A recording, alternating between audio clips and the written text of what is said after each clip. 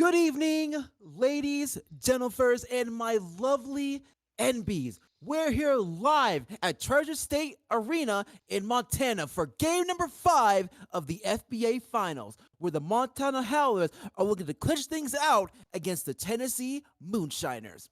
My name is Marcus Baylor, and to my right is Ryan Eastman. How you doing, man?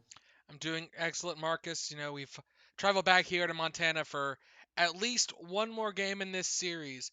Question is tonight, after Montana got game 4 on the road, can Tennessee answer back, take one on the road against Montana to bring it back home to try and force a game number 6 and 7? Yeah, that's going to be the big question here because obviously they have taken at least has taken a road game in every series they've been in, and right now the biggest hope for them is to be able to go ahead and take this one to at least extend this series. I'm very excited to see what's going to happen here as we dive on in because this is a must-win situation. Obviously, we're trying to see if they want to have a chance to get a chip. No doubt. And obviously, the Montana Howlers being at home, an opportunity to close this series out in front of their home fans. You have to imagine Montana's going to come into this with a bit of momentum on their side, but at the same time, you always worry about being on the edge of victory, how that creeps into their minds. And, we talked about this being a mental game and how much of an impact that pressure can have on players, especially the young ones on this team. Yeah, for sure. Especially with the fact that they had a couple of close calls, especially in the last game. Seeing that Tennessee has finally found their footing in this series, especially when it comes to a lot of like very close calls in Game 4. And if we see that Moonshiner team up in Game 5, I think anything could happen. Yeah, and Tennessee has not been afraid to come back, win down even by almost 20 points. Now, the difficulty is actually closing out those final minutes of the game. We've seen them be tied with only a couple minutes left to go multiple times this series, and it's just fallen the way of the Howlers, not the Moonshiners' way. So now the question is, can they finally come over that hurdle? And I think all eyes are going to be on Selby and how he performs here tonight. He's had two monster games, but both of them ended up being losses for his team. Yeah, that's going to be the big thing. I don't think it's more so about Selby pulling his weight because he's done that for every game in this series.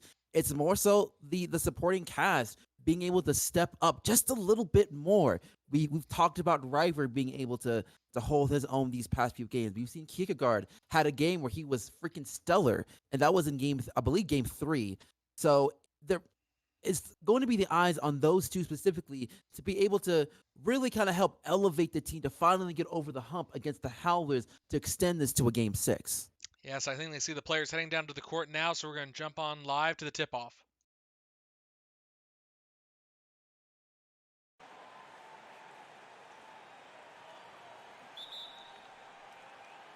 Tip-off will go the way of the Moonshiners, and we talked about seeing who can step up around Selby in this game. And River is a player we talked about having an eye on him, seeing him step up, but it's going to be Aldridge from beyond the arc to get us started here in game number 5. Beyond the arc, a three-pointer coming in from him.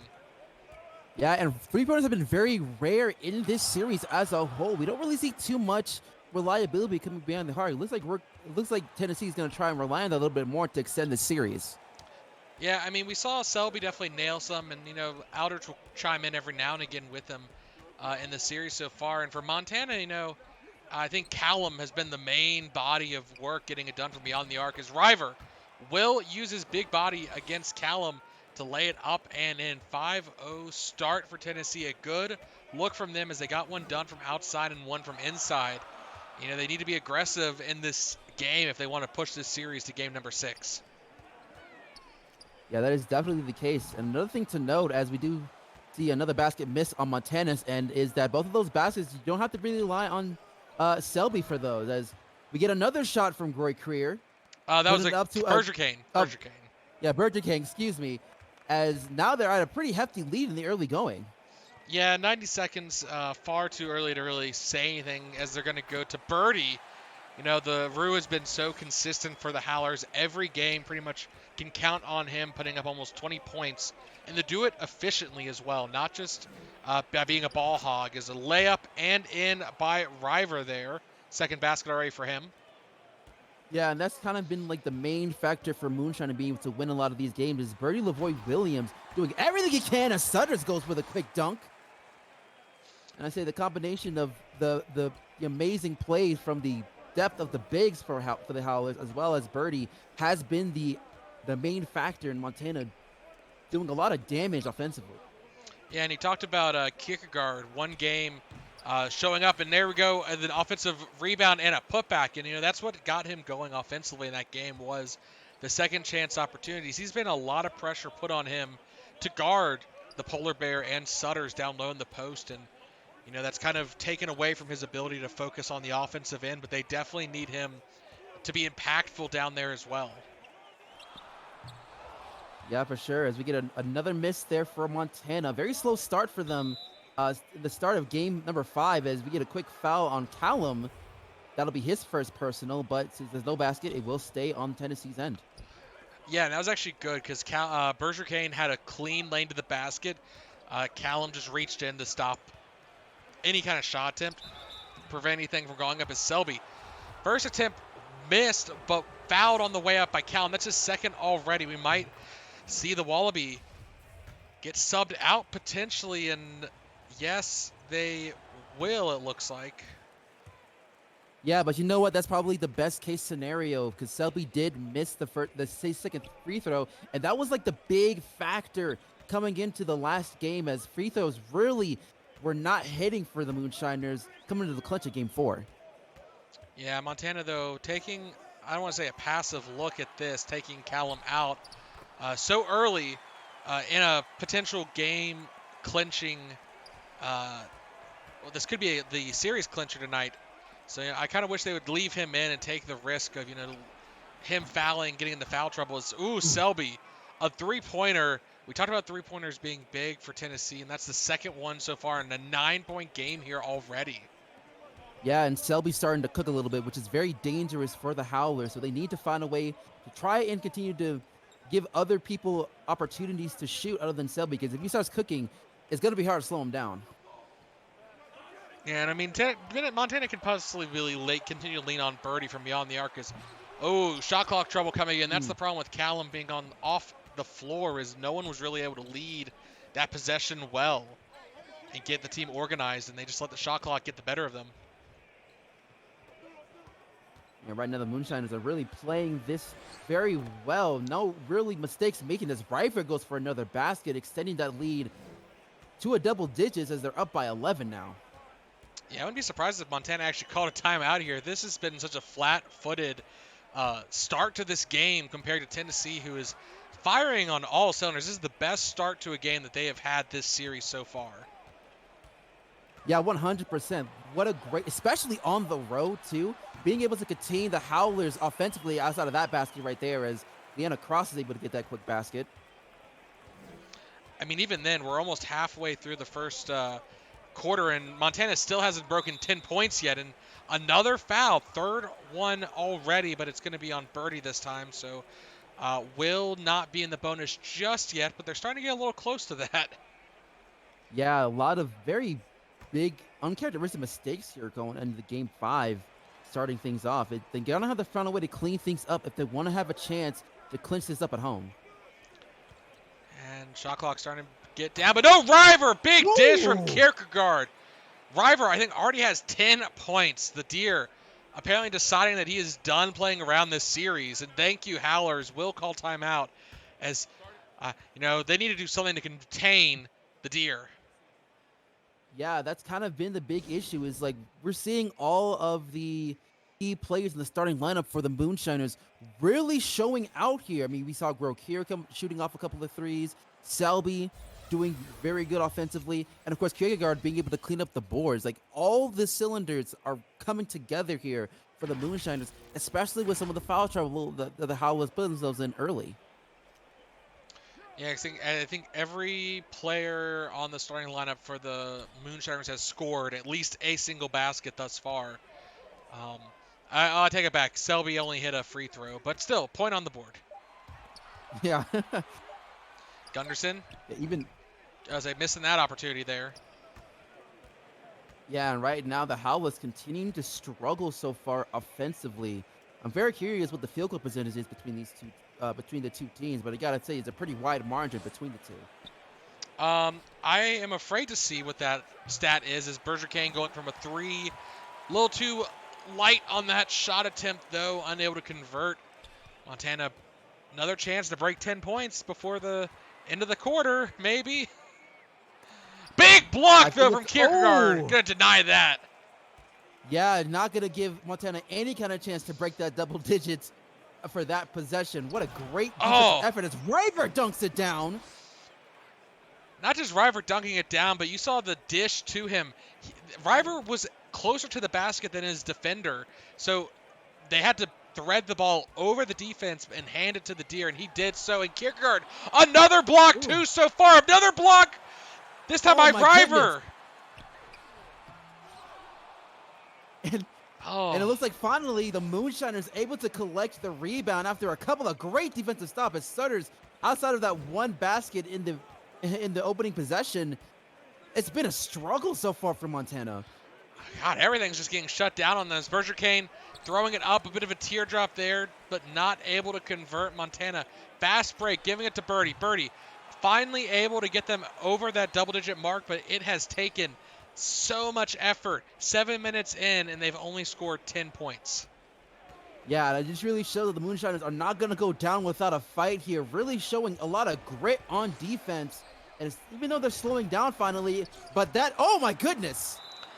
Oh no, it rimmed out and out of bounds. Oh, River. Sometimes you just have to lay it up and in. The dunk is sometimes, rejecting you like that is horrible.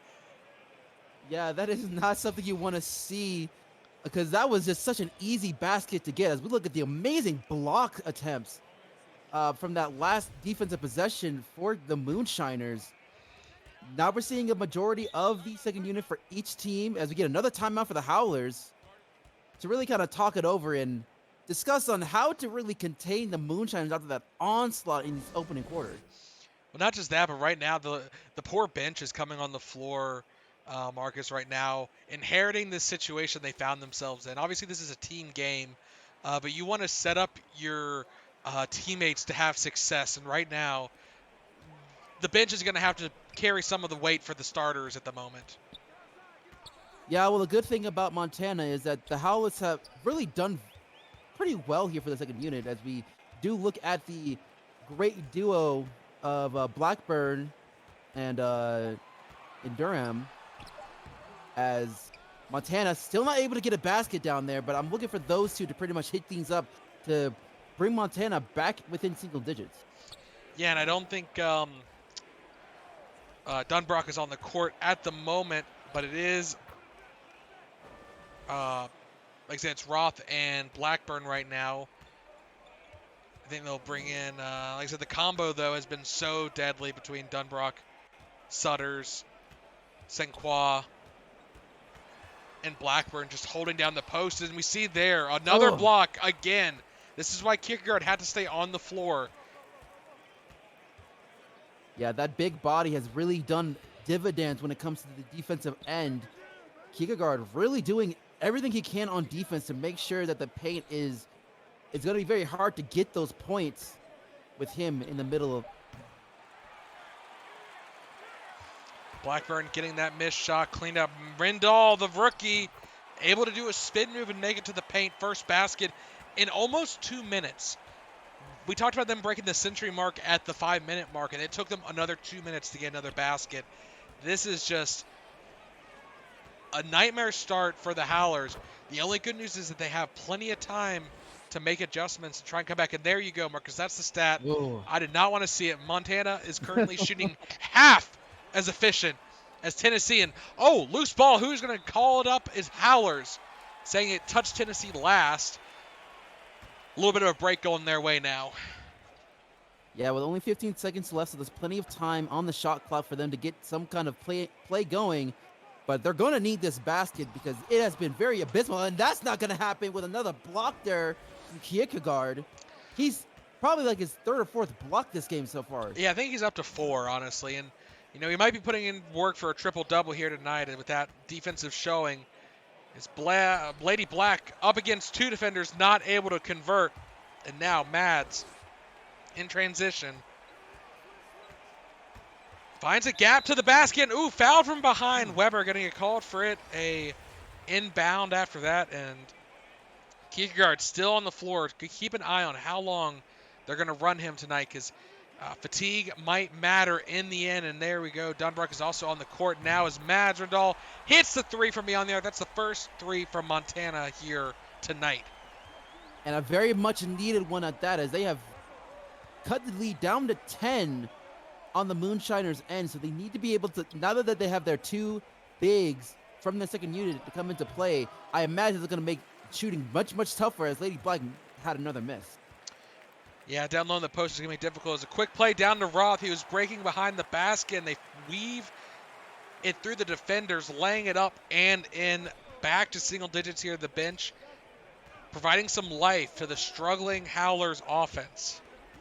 Yeah, and it really shows how much size matters for the Howlers, as Lady Black finally being able to get something in the post as she puts up that nice little layup. Blackburn on the perimeter, calling for the screen from Roth. Getting into the free throw line, not able to convert though. Kierkegaard will clean up that miss and give it on over to Lady Black. Giving it up to Potomac Adams. Playing for isolation, getting a lane to the basket, but not able to convert. Dunbrook is too aggressive with his defense and able to stop it there. And now Montana, chance to continue to chip away at this deficit. Yamashita, good for beyond the arc. The second three, and that pulls him within 7 now. Yeah, now the guards for the second unit really coming into play with getting those perimeter shots going. And that's kind of been the big thing that has been kind of absent this entire series, has been the 3 points, especially on Montana's end.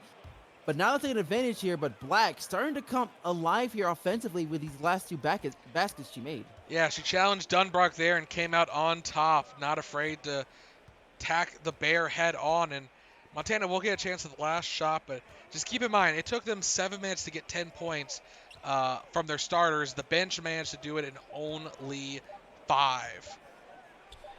As Roth misses with an air ball there. Montana down by 9 at the end of the first quarter, but showing life after an absolute dumpster fire, I would say, at the first 7 minutes of this game. They've picked it up here in the end of the first quarter.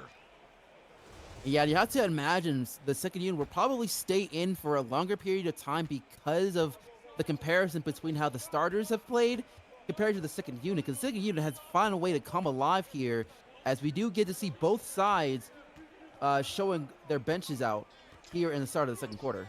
Yeah, all except for Williamson, who got in foul trouble so early in the first quarter. He has fresh legs. Not at all a surprise to bring him back in. As Rindal from beyond the arc. Ooh. Oh no, they're going to say his claws were inside the line. But Rindal for the 2. He has put up almost a third of the points for Montana coming off the bench. Yeah, and I gotta say, Rindal really showing a great thing, some great moments here in the finals as a rookie, holding his own as Yamashita goes for 3, but it's not going to be good this time. Yeah, that in transition 3, I mean, obviously he hit one earlier, had an open look, so I don't blame them for going for a shot there, but now what can they do as Black finds an open lane from the pass, loses her defender, lays it up and in. That's her 6th point now. Yeah, Lady doing a very fantastic job using her speed to find ways to get open, and her teammates doing a great job finding her in transition to go for those easy baskets like that. Yeah, now I'm looking at Callum. How is he going to lead the second unit?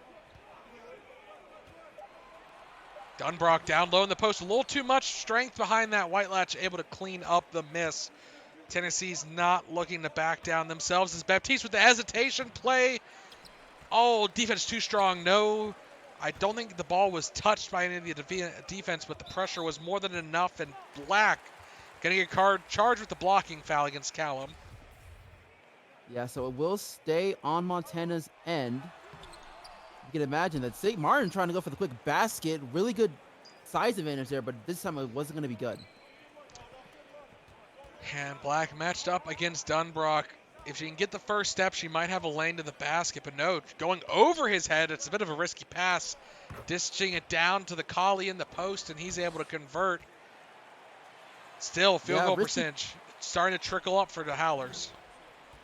Yeah, risky pass, but it was a good pass to a much bigger bigger player, White Latch, going up against a much smaller defender. That basket's gonna go all day, every day. Really doing a great job getting those points within the post. Yeah, you almost feel like it's safer to pass between the legs than over the top of the bear, but I don't blame Lady for not trying that. Yeah, for sure. But speaking of the bear, Donbrock with the quick layup to try and cut the deficit back down within single digits.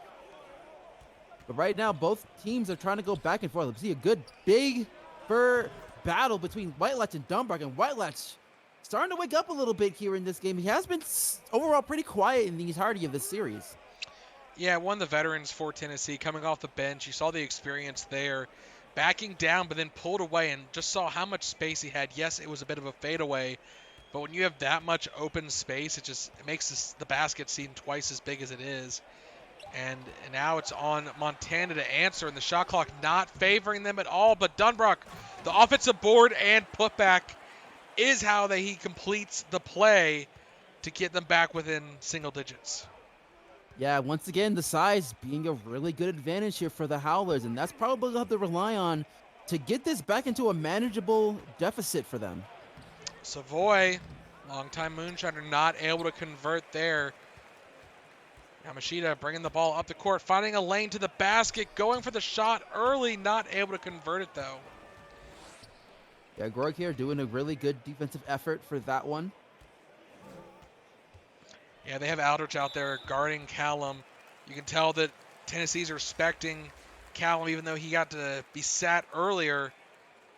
They can't afford to let him get started here tonight, and with that, we'll see some subs. I'm sure we'll see the starters start to trickle back in for both teams for this second quarter. As Callum, tough three is good! Ooh! And that is exactly why you can't leave him any space beyond the arc. Yeah, and it was a very tough-looking shot too, doing kind of a fadeaway, very deep on the arc, but still able to go in. And now, just like that, Montana's only down by 4, so they're way back into this thing. As River trying to silence the crowd, but it's not going to go down this time. Yes, and the crowd, that has been one thing Tennessee has managed to keep silent here thus far, but now back within 6, they're starting to get a little bit into it, and they have to be vocal here tonight to cheer on their team. They need to be the 6th fur on the floor. It's going to be St. Croix fading away, able to make the basket fall, and back within 2 possessions here. Yeah, now with the fact that they're back into this game, the crowd's definitely going to become a huge factor. We'll see how they go respond. We had a nice blocking attempt, as it looked like a lob attempt was supposed to be made, but it's not going to be good as St. Croix goes ahead and lay it up and in. And another quick basket. And that, like I said, the defense intercepting that alley-oop attempt there is big, and that's how you can get the crowd in. They were trying to silence them with the dunk there. But no, quick pass down the River. Foul from behind. Will convert. Chance for an and one. And that was a great dish from Aldrich on the driving deer down in the post. And there we will see, I think, the rest of the starters. Possibly. No, Bivens will be sliding in for Tennessee. Kierkegaard probably needing a few more minutes to rest. He spent a lot of time on the court in that first quarter, going against even the second unit. Yeah, for sure. But another missed free throw there for Tennessee. As we've mentioned before, the free throws have not really gone very well for the Moonshiners. We'll see how much that will come into play here as the game goes on. But Cross trying to cut the deficit down to only 2, but it's not going to be good this time. Yeah, the drive to the basket was good, but Selby a little too much of a defensive pressure. And he's going to hit it from beyond the arc. Oh, that's a bit of a dagger. Crowd going a bit silent there after the Rabbit hits that big bomb. Yeah, and now Tennessee's once again up by a good margin, but Lavoy Williams going to, get to change that really quickly as he gets the quick basket. And Lavoy and Selby haven't really been passed the ball too much in this game. But you imagine it's going to change as the game continues on.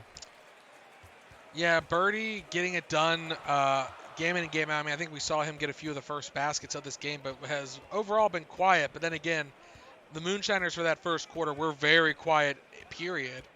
As Cross going to do it herself, not able to. It's going to be Saquon cleaning it up and putting it back. And that's what that's why Kierkegaard needs to be on the floor to box out the polar bear. Yeah, like I said, the amount of depth that they have in the bigs is very notable here throughout the entirety of this series. And St. Croix being able to come with her own. And she goes for another quick block there against Selby. She has been on fire these past few possessions. And now Montana could be threatening to tie this game up with a 3 here.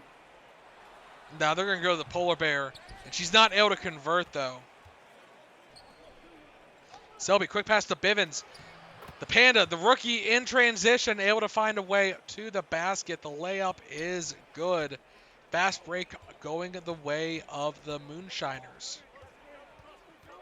Yeah, I have to say, I've been very impressed with all of the rookies so far into the finals. They've all had their moments of being able to get some good shots here within the series. They get another block there, but it's not going to matter as Montana is able to get the basket anyways. Yeah, Cross getting her own miss and able to put it back up. No fear whatsoever of a second block coming out. Tennessee, they want to call a timeout. They're down by 3. Maybe they want to bring in Kierkegaard. Maybe they just want to make an adjustment on how they're approaching Montana because right now it hasn't been a single – St. Croix obviously being a big threat down in the post. But Birdie, hasn't been nearly as impactful. So do you start cheating away from focusing on him, or do you continue as is and keep shutting him down? Yeah, that's going to be the big question because right now it has been doing good of trying to make sure Birdie isn't doing much, but right now St. Croix doing everything she can to kind of pick up the slack of not relying on Birdie too much. But this time we're seeing a lot of the other players doing what they can to kind of put Montana in a good position to possibly take the lead. Yeah, Roth dishing it back to Cross. Cross giving it to Roth, driving to the basket, and then Roth giving it back. The nice give and go equals the easy. I mean, it wasn't even his basket because 2 defenders were there. Selby Woo! hitting that tough shot, not setting up before fading diagonal to the basket. It's very difficult to judge. It's just showing off a little bit of talent there. St. Croix going to call for the alley-oop off the screen. Get the crowd on their feet. Yeah, St. Croix showing her athleticism a bit on that possession, being able to do a quick spin move around Kierkegaard to be able to be open and get for that easy dunk. And Birdie against Selby able to stop the Rabbit from getting a basket there. And Montana wouldn't have thought it at the start of the game, but still no chance to take a lead here. Bivens bring it up the court himself. One-on-one against Sutter. Steps back and not enough behind it. Would have liked to have seen at least a pass there. Oh, almost losing the ball, St. Croix. Maybe getting a little ahead of herself. Dishing it to Birdie. Drive to the paint. The dunk will put Montana up by 1. The first lead for the Howlers in game number 5. Yeah, and that's going to make the crowd come alive here as they finally able to get a lead in this game. But that's going to get taken away real quick because of Selby's offensive ability with that drive. Yep, congratulations, Montana. You had your prerequisite lead for the game, and now Tennessee would like to go back to being up by double digits. At least that's what all the fans would like here. Sutters answering back with a play in the post himself. Yeah, it looks like we're now starting to play a little bit of hot potato with this lead here. We'll see if that continues with this possession. Ball almost lost. Selby calling for some isolation. It's, of course, going to be Birdie on him, not able to convert. Birdie's going to come down with it. Yeah, Birdie with a much bigger size compared to Selby. It's going to be really hard to drive against somebody one-on-one like that without any good, decent screen to get for that possession. Yeah, Montana definitely going for size. They brought Roth in to play small forward and slid Cross down to the point. Is not able to convert. She misses there. Tennessee a chance to answer back with only 60 seconds and some change left to go in this half. The drive to the basket, no good. Roth boxing out, pulling down the board.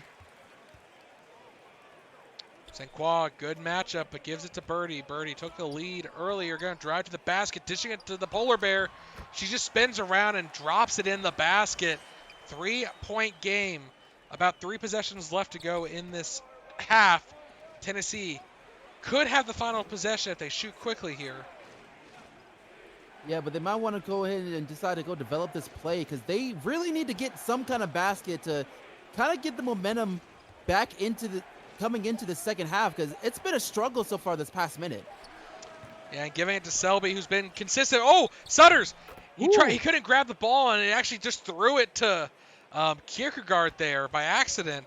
And, you know, Montana will get the last possession. They have a chance to break 50 here should they convert. Yeah, honestly, you got to tell that was a little bit of a lucky swat there as Kierkegaard was right there for the Moonshiners, being able to at least cut this deficit down to 1. And that's going to be what the lead ends up being, 49-48 as we end the first half of Game 5. Really scary start there for the Howlers, but they're finally able to crawl things back and take the lead. Yeah, and now it's going to be Tennessee in this half time break. Need to find whatever that energy they had in the first quarter and get it back. Because honestly, I think they put up 29 points in the first quarter. They only put up 19 in the second. You know, that's a big drop off there, and Montana obviously turning it around, putting almost 30 up. They put 29 up in that quarter.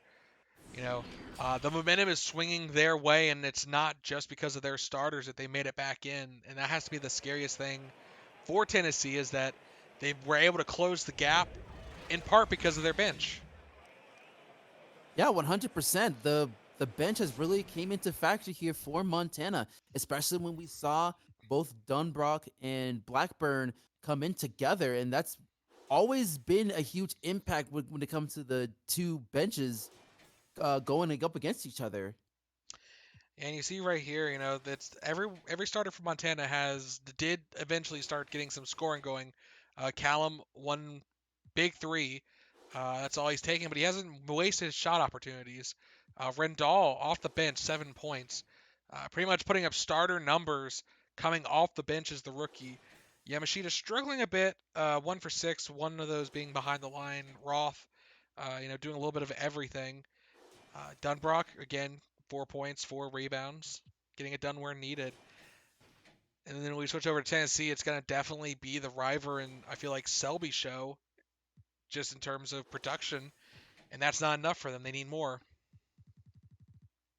Yeah, 100%. I think that the big thing with, of course, River doing what he does best, trying to be able to come alive in the early goings, but he did quiet down as the half went on. And that's not going to be enough if they really want to have a chance to extend this. As I said, everyone expects Selby to do very well because he has scored over 20 points in each of these games. It's just the rest of the starting unit has to be able to pick up some of the slack to be able to give Tennessee a good shot of winning. Game 2, Selby did disappear. I think he only put up like 10 points. He had a very bad game 2. I remember that because of his whole 40-point game 1, then struggled game 2, and then we were questioning if he was going to be back for game 3. But he's put up 11 so far tonight, so definitely a lot slower pace than normal, but an opportunity to pick it up in the second half. But it's going to be Birdie! Woo! Big dunk coming out from the Rue there, dancing along the baseline around the defender and able to dunk it down. Yeah, being able to, we are very well aware of his great movements as he goes through his drive. We get another turnover there for Tennessee. Not a great start there for the Moonshiners as Cross dishing it to Birdie and laying it up, and it is not going to go down this time. Yeah, and Cross with the great steal there, and Birdie just not able to convert. Tennessee has to be careful. As Berger Kane driving to the basket, not able to convert. St. Croix going to clean it up. Dish to Sutters, and Sutters is going to get fouled from behind by River. His first, a chance for an and 1 for Montana. Yeah, this is not the start you want to see if you are a Moonshiners fan. Not something with the fact that not being able to convert any of your possessions, darn near losing it from a turnover as well. It's not something you want to see here as we're getting into the first minute of the third quarter. Yeah, Montana coming out hot immediately. Uh, whatever happened to start the first quarter clearly has been resolved now, as that and one is good. 6-point lead for Montana now. Starting to swing the other way, and now Tennessee is going to have to show some real grit and come back in this game if they want to push it to game number 6 and take it back home. Yeah, it seems that they haven't really responded well to getting punched in the mouth here at the start of this second half. But right now, River and Lavoy Williams have been the main scorers for both of these teams respectively.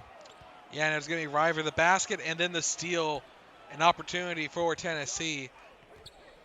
Double screen for River, but not able to take a three. I mean, if River hits a three, I might lose my mind. Drive to the basket, no good. Birdie, second foul. Berger Kane will go to the line 4-2. Yeah, and that's probably going to be something that we're going to look into if they're able to start, warming up on the free throw line. As I said, it has been a bit of a struggle for Tennessee, especially being noted in the last game. The first one is going to be good there for Berger Kane. And the second one ends up being missed. So we're still seeing the struggles here for the Moonshiners. And I believe that's a third free throw missed so far in this game. Yeah, and we'll have to keep an eye on that as we go compared to the Moonshiners. Like I said, those free throws can make all the difference. Ooh, big block from River. Getting it done on defense. And just to give you the point, that was especially the case in Game 4. As I said, they lost by 5 points, and they missed 5 free throws in that quarter alone. So that just kind of shows how important the charity stripe can be for a team, as River able to cut the deficit down to 1, as he has 16 points so far in this game. Really good game for him for Game 5. Well, not just that, but doing it everywhere. He's had a steal, a block, and 2 baskets already in this quarter. It's going to be Birdie, who else, driving to the basket, laying it up and in. And it's not just missed free throws adding up at the end of the game, but, even the situation it creates. If you're down by 3, you have to take a 3. If you're down by 2, you have options. So even if it was only 1 free throw extra made, that could have changed the situation, the game plan going down to the very end, as River does hit the first one this time. And not good on the second. That's 4 now. And Williamson, right now, quick play and transition, that missed free throw. Might as well be -2 for Tennessee with how easy that basket was. Oh, yeah, for sure. And honestly, I don't know what the Moonshiners were doing here. They were just way too relaxed as that second one was missed. I think the frustration is starting to come to this team when it comes to the charity stripe. Yeah, they were a little half step behind. I think Callum was already starting to cheat his way, as a blocking foul will be called. And we're going to see a substitution again. More starters coming off the floor here already. Only 3 minutes into this quarter. Yeah, we saw some sloppy play from the starters on the Howlers end in the first half, but this half, it seems like the Moonshiners have been struggling so far with their starting unit in the second half. Black over to Savoy, laying it up, and in is good. Good court awareness from Black to see the open fur behind the basket and threading that pass between the defenders in the post. Yeah, they're going to need a lot more plays like that. I mean, they are still in this game, obviously, only down by 2. But you can feel that all the momentum is on Montana, but that could change with a nice block like that. Exactly. I mean, the defense is stepping up for Tennessee in this second half here. And I have to see if the bench can continue. But Lady Black finds a wide open lane, but no. Ooh. Blackburn from behind, standing over Lady and rejecting her. Yeah, Blackburn with a nice court awareness, be able to find where Lady Black was going to drive with an easy block. He can take that all day, every day, and you can take this matchup all day, every day as Blackburn making it look way too easy against Except Lady he Black. he traveled! He traveled! Oh! Playing a little too much against Lady Black for that possession. Trying to get a little too cute there, just being a bit too cocky for that possession. Oh, he played with his food and she bit him back. Well, I mean, the ref bit him back, but The game call for the travel there. Not a normal thing that happens often in the FBA. Williamson still on the floor, passing up to Yamashita. Yamashita driving to the basket, struggled this game. Will draw contact against Lady Black. Second foul against her. Will head to the line for 2. Hopefully Montana doesn't struggle from the line like Tennessee has this series. Yeah, and that's something that you keep noting, that the Howlers have not been able to get on the charity stripe so far in this game, but it doesn't seem to like waver them too much as that first basket was made.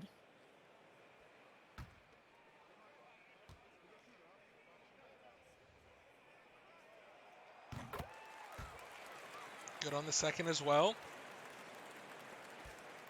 The deficit is not growing, which is at least good for Tennessee, but they definitely want to get that lead back. Yeah, and I think this. Go ahead. Sorry about that.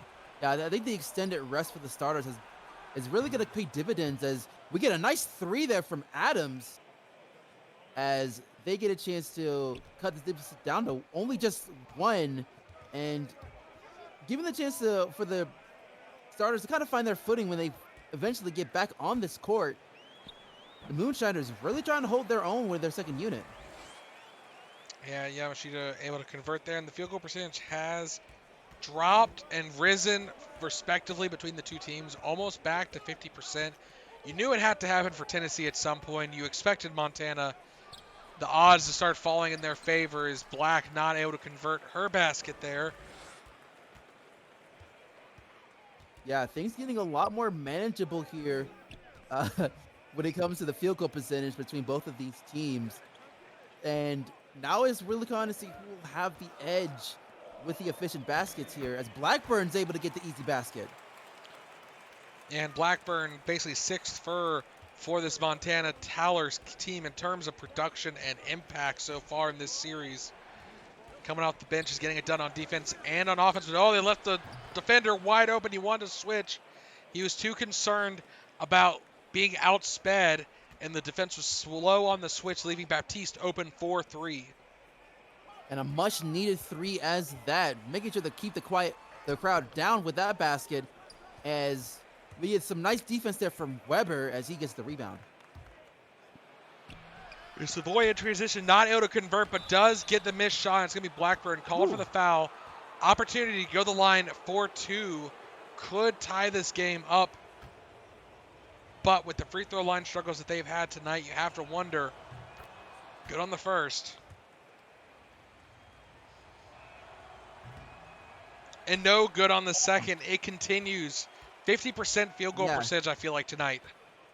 Or yeah, I think that I feel like that when it comes to the free throw for the free throws, I don't think there has been any player yet on the Moonshiners that have made all of their free throws when they get caught, when they're able to draw the foul. And that is something to definitely keep note of as this game continues on. Someone has to be able to get their confidence up when they're able to go on the line for 2. Yeah, and Lady Black coming out on top of the rebound battle there against Dunbrock, might be small in size, but able to pull on the board. And oh no, stepping out of bounds. Opportunity to take the lead back lost. Yeah, you gotta hate having those moments, especially when you have a chance to take the lead here. An unforced turnover here for Tennessee is not something you want to see. No, you do not. Dunbrock down low in the post now, backed up against Black, but the switch happens back to Roth. Oh, the defenders are going to leave Roth open, but he's not a three-point shooter. He's going to take it anyways with the shot clock going against him, not able to convert. Honestly, I like that, but the fact that the size difference for Lady was not going to bode well for her, to be able to have Roth be the open man on the three-pointer, that's what you really wanted here defensively for Tennessee. Yeah, and another turnover from Montana. This time, a 3-second violation. Yeah, right now we are seeing that Weber's going to come in for the Moonshiners here. And now Tennessee has a chance to take the lead again with some of the mistakes that the Moonshiners have been making in these past few possessions. Yeah, I mean, Tennessee should have had the lead probably 3 times over now, but they've just failed to convert, and Montana has failed to take advantage of that. And a trip to the free throw line, but I feel like we know exactly how it's going to go. Yeah, I mean, the crowd might not like it, but at the same time, it's probably a lot better to have the Moonshiners go for free throws, as they've had struggled so far. We'll Yeah. see if we'll see if Adams will be the first player for Tennessee to make both, and that is going to be the case here. Finally, we see both free throws go down for the Moonshiners, and it's all thanks to Adams in that one. Yeah, and like I said, Tennessee finally answering back. Lead in their favor.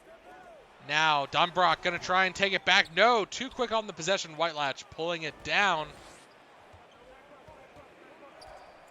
And we got to take a big notice here. The fact that the Montana hasn't really been able to score in about 3 minutes here. And that gives Tennessee the opportunity to possibly take this lead. But a great block there from Dunbrock. And that drop's going to end very quickly as Roth's able to go ahead and drive into the basket to lay it up and in. Yeah, and you see there, it feels like Montana's finally stabilized in terms of their scoring capabilities. They haven't lit up the floor with their percentage shooting, and but they have found stability, and now a chance to extend the lead after the miss from Black there. Roth going to take it to the basket. No good. Dunbrock tapping it back in and is good. Sorry, Blackburn tapping it back in and is good. Yeah, it was Blackburn. And again, size advantage has been the big issue against the Moonshiners. And they had struggled trying to find some way to get something going for the second unit when Kingegaard is not on the floor to match between Dunbrock and Blackburn. Now, and Whitelatch going to strip the ball there, an opportunity for Tennessee to answer back. Adams has a one-on-one against the rookie Rendall, but Rendall is able to stop it there. Williamson. His rotation's a little thrown off given his foul trouble earlier. He's found most of his minutes coming in being split between the second unit. Dunbrock. One-on-one. It's Whitelatch. Fakes him out. Oh, and a foul. Oh. That's not the foul you really want to make here, especially with the closing seconds. Could have been a shot clock violation. More than likely would have been. But now instead, Dunbrock has 2 free throws that he could possibly make here, as he did make the first one. And he isn't going to make the second. So we do see the first miss on the Montana's end. So a little bit of a lucky break there, as Tennessee's only down by 4. Yeah, but we see the starters coming back in. This is probably going to be the starting lineup for the rest of the game, as Berger Kane not able to convert the 3 there. Dunbrock still on the floor, though. St. Croix going to get a little bit more rest before the polar bear gets brought back in. Sutters in the post, one-on-one, backs down, lays it up and in. 6-point game here. 1 minute left to go in the third quarter. The Moonshiners have not been able to build up any real lead, but at the same time, Tennessee has not given up, but they have not been able to pull ahead more than a few seconds at a time. And a big block from Dunbrock there. Berger's going to have to go and throw this one up desperately, and he is still going to make it. So very lucky break there, as he's able to recover from that block. Yeah, you have to imagine the nerves of Steele, because, I mean, he shot with 5 seconds left, got blocked, recovered the ball, and had to drive the basket while still having the guy on him that just blocked him. Roth not able to convert on the other end. Tennessee a chance to whittle this lead down. There's only a couple seconds separating shot clock and game clock. So while Montana will have one more possession, they might not have a lot of time, but River will shoot early. 2-point game. Montana a chance to close out this quarter with the basket. I think they're going to give it to Birdie. Oh, 100%. Birdie, really one of the guys you would look for when it comes to getting that final shot to possibly make some noise here. And he is going to do just that as the closing seconds of the third quarter. And we're going to end it off with Montana up by 4, 73-69. Yeah, Tennessee, I don't know if they'd walk away happy necessarily, but they are still in this game. It's just a quiet. They've held on with Montana, but now they need to pull ahead in this fourth quarter. They cannot afford to let. I mean, obviously, game's over, season's over if they do not pull ahead by the time the buzzer sounds. Whereas Montana, Yep. the pressure is starting to mount. 12 minutes. Can they hold on to the lead and hoist their 10th banner? Yep, that's going to be the big key. And they're not going to do it with a start like that as Kierkegaard slams it down there.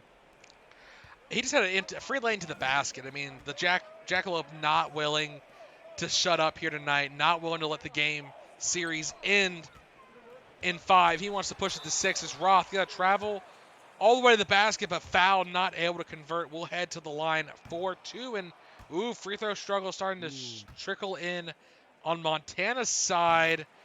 Only good on one of the 2. Yeah, so they're only going to be up by 1 possession with the 1 free throw made. And that's probably something we're going to have to look into, as it seems like free throws are starting to be a big factor in this game alone, for as both teams starting to struggle a little bit here on the charity stripe. But Groy Creer not going to get the basket to cut the deficit down to just 1 point. So Montana has a chance to extend this lead again. River says no, thank you, sir, and rejects Sutter's shot attempt. And now Berger Kane dunking it down, wanting to deliver the basket personally to Montana. Down to 1 point deficit. Here we go. Another stop needed for Tennessee to have a chance to pull ahead, but this time Sutters will find a lane to the basket. River not able to stop him. You see there, double digits now for Sutters, but River 19 points so far.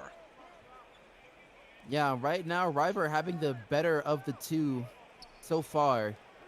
But I have to say, it seems like both teams are acting pretty relaxed so far within the paint defensive-wise, as it seems like it's been easy pickings on both sides. Now I want to say a name that I feel like we've forgotten about. Where's Selby? I mean, he's on the floor, but he has not been nearly as impactful this game as previous ones. I mean, maybe they're trying to hope Montana also forgets about him a little bit. But, you know, he needs to step it up here and have a big final quarter for Tennessee to pull ahead. Yeah, I think the big thing really is that they haven't really been focusing on him to be the primary scorer so far into this game. I mean, he hasn't been missing. He hasn't made shots, true, but he hasn't got an opportunity to make the shots. Yeah, I mean, to be fair, you know what? If they win without him, it doesn't matter. But definitely keep an eye on him. His 3 ball is so dangerous. He might become unnecessary if Montana finds themselves ahead. As Roth nearly loses the ball down in the post, able to convert, though. Back and forth the lead goes here. Yeah, for sure. As we do look at the field goal percentages, both of them have been pretty even Steven so far. Howlers do have more shot attempts because of some of the turnovers that Tennessee have made so far into this game. Oh, missed opportunity. Oh my goodness. That would have been a massive alley-oop, but River overthrows Kierkegaard. Oh, that could have been huge. But now, on the other end, Kierkegaard will clean it up with a defensive block. That might be his 6th block. Absolutely destroying the Howlers on defense. You know what? I have to say this right now. How the heck do you overthrow a fur the size of Kierkegaard? I mean, I'm kind of flabbergasted about that one. Theoretically, it's possible as Birdie elevates the Rue, dunking it down. I mean, you can hit the ceiling, I guess, technically, when trying to throw an alley-oop up, and Kierkegaard might not be able to reach that.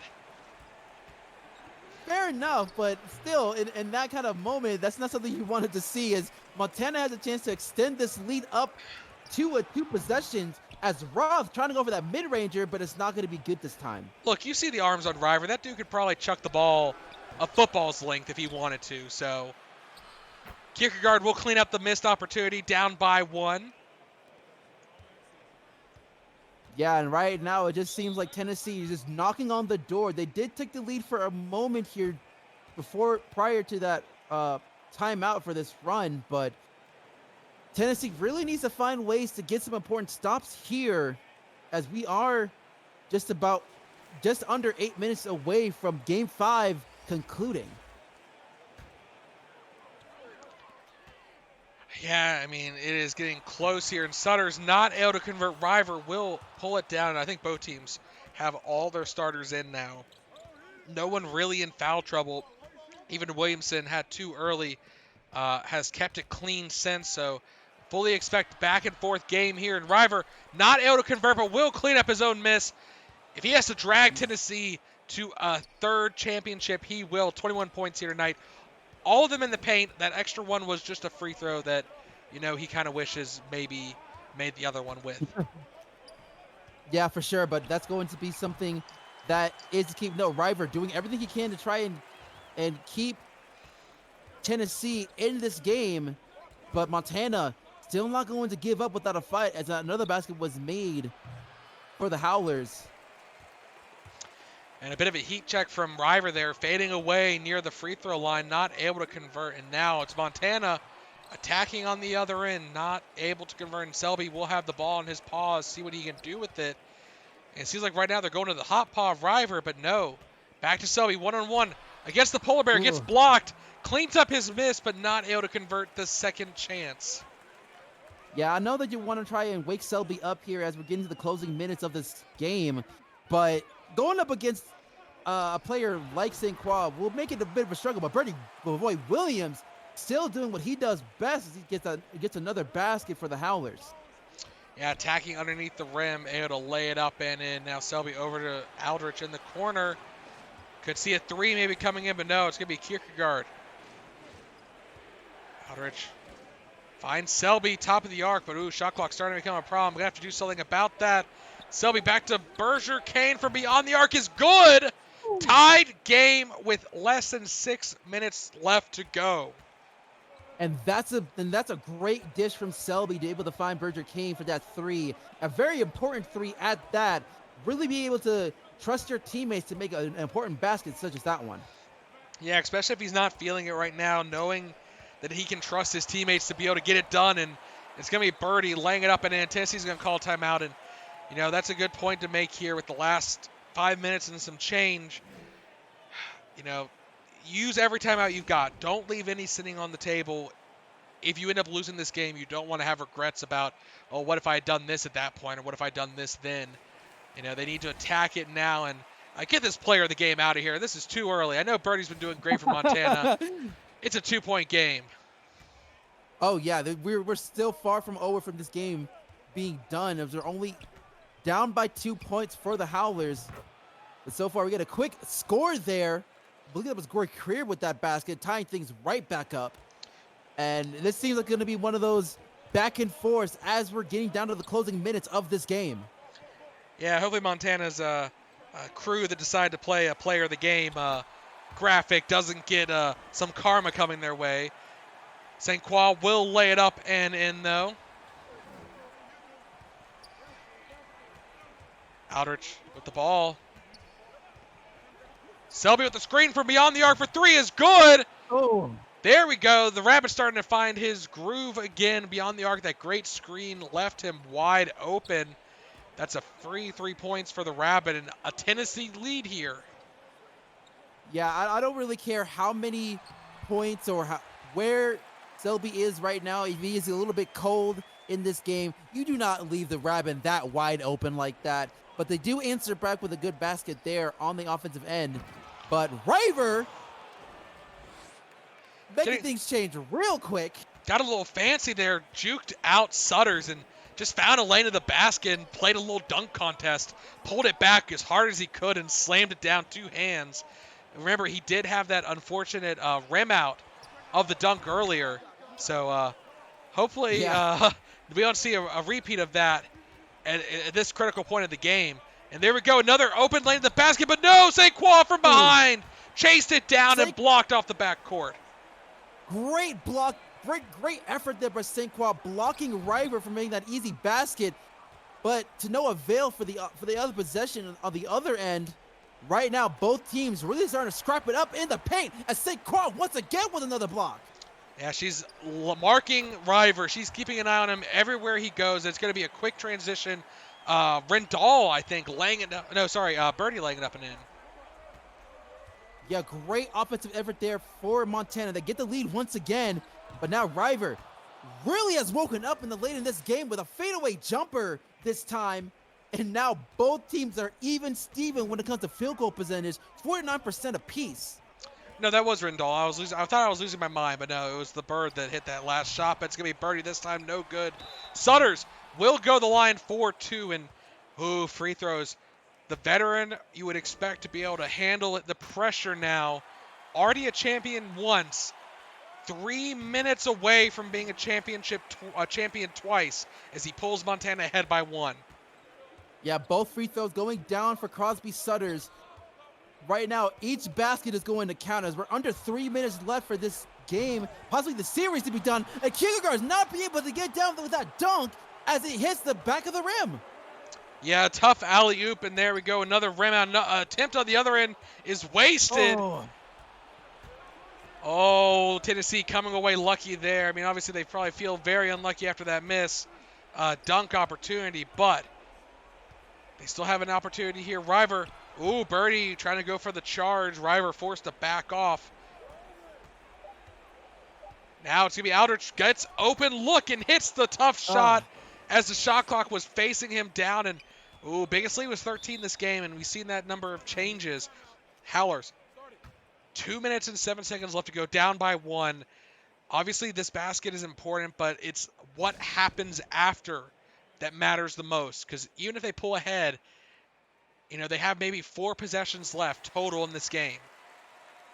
Yeah, this is going to be where the deciding factor comes in of whether or not we're going to extend this series or the Howlers getting the championship with these next couple of possessions. This one's going to could be the deciding factor, and that one goes up and in.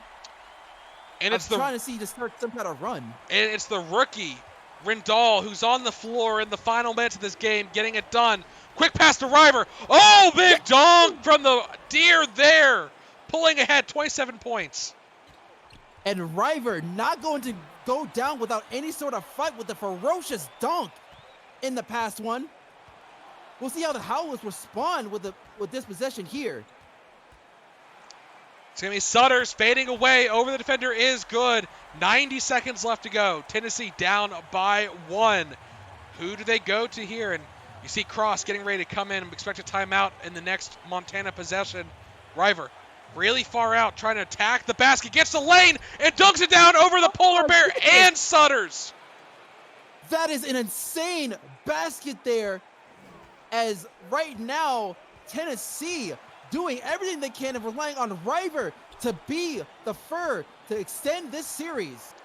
Yeah, River, the champion experience is in his blood. And, the rookie Rendall laying it up and in, attacking the basket. That's 4 points for him alone in the final minutes of the game. And the crowd on their feet, 60 seconds away. But no, it's to River again. Oh, my gosh. It seems like River and Rendall are just trying to be the hero on both of their respective teams. And that's not something I thought I was going to be saying by the end of this game. No, 1 point game. Rendall dishing to the top of the arc. Williamson from beyond the arc is good. Whoa. The Wallaby left open. He's been quiet this game, but he comes in and hits 2 big threes this game thus far. One early to get them back in the game. And now game down by 1, up by 2 now with 50 seconds left to go. Callum Williamson, that's a name we haven't really said for the entirety of this game. With the early foul trouble in the first quarter, now starting to make his name well known with an amazing three-pointer like that. I gotta say, this is going to be a huge moment. We'll see how Tennessee responds coming out of this timeout, because River. You have to. They're going to give the ball to River. I can already tell you, with the last 4 possessions, it's going to River probably in the end. Yeah, we're going to see River, as you said, possibly could have chance to tie this up, and he is going to do that with that basket. We're tied 103 apiece with only 41 seconds left to go in this game. Yeah, and who for Montana? Cross back on the floor, driving the basket, dishing down to Sutters. Sutters off the glass is good in Montana. Sorry, Moonshiners calling a timeout. They have to. Tennessee Down by 2 again. And this is getting to be a problem. Oh man. 4.3 seconds separating shot clock and game clock. Whatever Tennessee does, Montana will have at least another possession. What do you do, Marcus, in this situation if you're Tennessee? Do you go for the 3 to take a lead and put the pressure, or do you go for the safe 2 and try and shut down Montana to force overtime? Honestly, I would go for the 2. Being able to possibly go for 2 and maybe make Montana make a mistake and draw a foul. Yes, the Moonshiners have struggled on the line, but that's probably the best case scenario to possibly drain down as much of this clock as possible. Go for that 2 and give only Montana a chance to just chuck it up to possibly get this win. As River does go get the 2, but do you think that score was a bit early there? I mean, so I think here's a strategy. Had they missed, they couldn't afford to let Montana only have a few seconds left because they used their last timeout. So I think the early shot there makes sense because their goal was, okay, if we miss, we have time still. If we wait till the last second and miss, we don't have time. But they leave Montana so many opportunities here. 20 seconds. Yeah, and you got to imagine Sutters has really held his own late in this game, but Birdie has been able to find a way to maneuver any defender he's up against to get an easy basket. Can that be the play here as we go ahead and get into this possession? Yeah, and they're going to burn the clock. They want to leave as little time as possible. They'd rather go to overtime than leave too much time for Tennessee to get a crazy shot up. It's going to be Callum. Callum, one-on-one. Off the iron is good. Oh, goodness. 2-point game, 2.4 seconds. Tennessee needing a heave, a hoe, and a miracle is no good. Montana wins at home, and you see how happy they are. They are 2022-2023 FBA champions. What a way to end this series. It's Callum Williamson, a player we haven't really said his name much to really throughout the entirety of the series. He was relatively quiet, but these last couple of possessions, really, he became the clutch moment for Callum as he able to help this team hoist their 10th banner here at home in Montana. Yeah, 5 points. I mean, obviously he put up 10 in the game. Perfect from the field. 5 of those points coming in the last 2 minutes. One being a massive 3. One being in the go-ahead 2-point play. And you know what? It was all the players on the team that stepped up. Rendall coming off the bench, 13 points, 5 assists. Roth, 7 points. You know, everyone was contributing, including the bench. I want to see the stats compared to Tennessee when we get into that. But what a way to end it. Tennessee, even that heave almost went in. It bounced off the glass and off the iron a fraction of an inch further, and we would have been going to game number 6 off of a buzzer beater. But oh Yeah, boy. what an insane game, and you really have to give some huge props over to Tennessee, not giving up without a fight here in Game 5, especially when it came to River. River basically took over with 35 points here in this game, as Selby was kind of nowhere to be found in Game 5. Yeah, he was 5 for 11. You know, he came in and contributed, and you have to wonder how much the earlier performances throughout the series started to fatigue the Rabbit. You know, they're putting up big game night after night after night.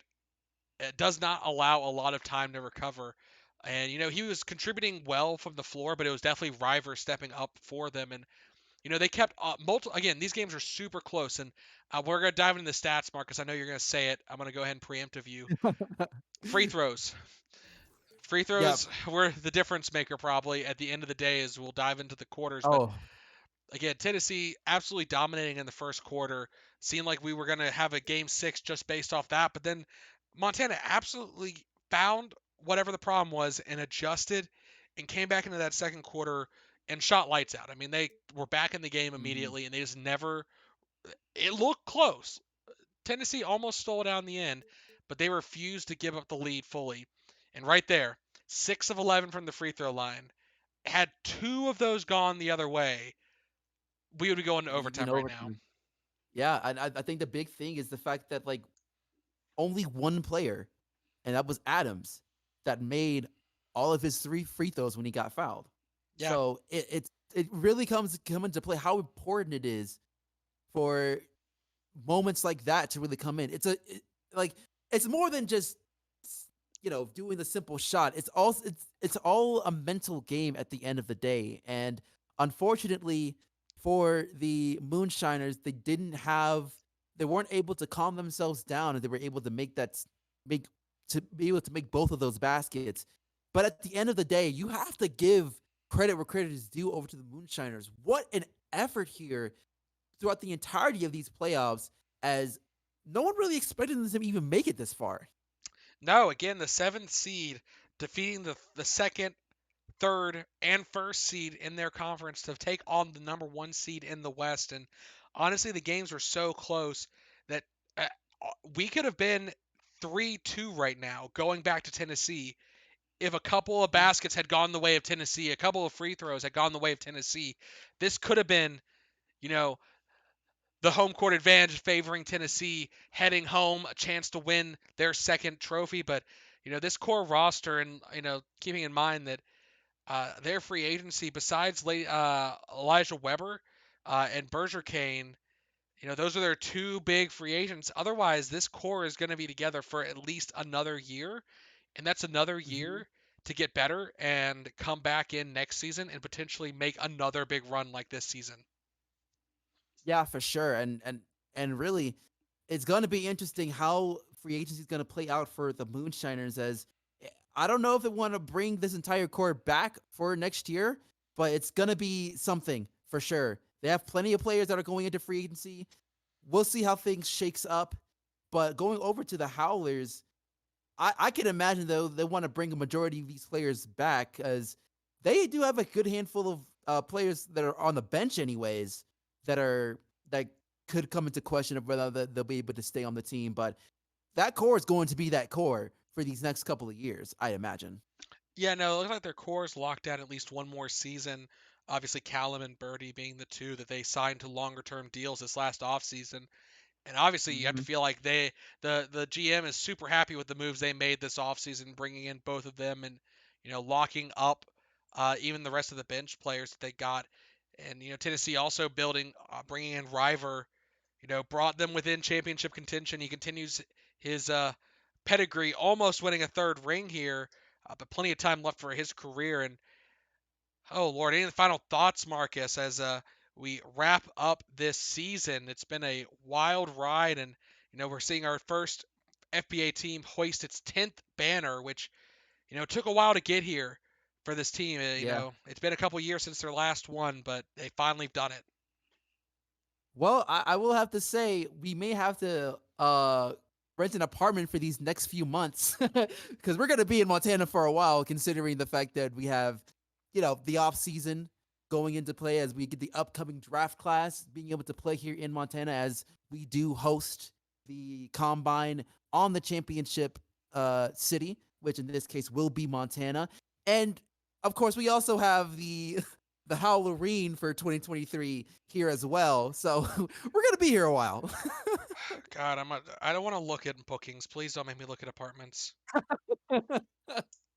Well, you never know. But jokes aside, I really had an amazing time here. What a great season this has been. It's been completely wild so far, and I'm very excited to see how things go as we head into the next season. Yes, and with that, we offer our congratulations to the 2022-2023 FBA champions, the Montana Howlers, getting it done in 5 games. Congratulations to all the players who participated this season, all the coaches, all the GMs, and we look forward to another one next year. I've been Ryan Eastman. That was Marcus Baylor. You all have been wonderful, and we will see you again next year. Yep, we'll see you next time.